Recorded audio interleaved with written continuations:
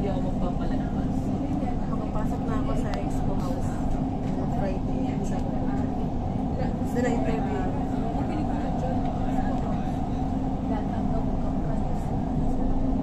Ayun yung wala ko sa volunteer na bayan. 7 days na naman eh. 7 days na naman na included mo sa isang buwan eh. Ngayon, madibli ako ng ano, madibli ako ng mga set na Di mo mo lang gusto na mag-doon pa. sinabi ko sa yun yung pilos na nga ay Free zone. kasi close na sila. Talaga to si Ate Maria. Sobrelong kanina. May sobrelong na, may malaman pa. Bakit payo ka dyan? Ang ating mukha, kailangan naligaan.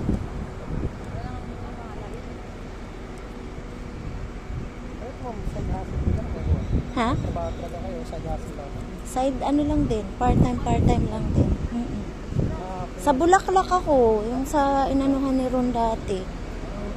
Ngayon wala, pero baka bukas or Friday meron. Ay nakakanta, nakatampang dito. Free lang. Kasi sa pilos ako. Wala akong trabaho, wala akong trabaho. Walang permanent. Ilang araw ka itong ano to? 3 days daw sabi ni Ron. Okay, welcome to bus. Bypass Janov, Janov Stadium. Okay. Kubayad tayo? Hindi.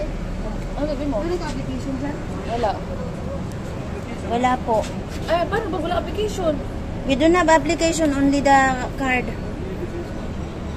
Huh? First time coming? Yes.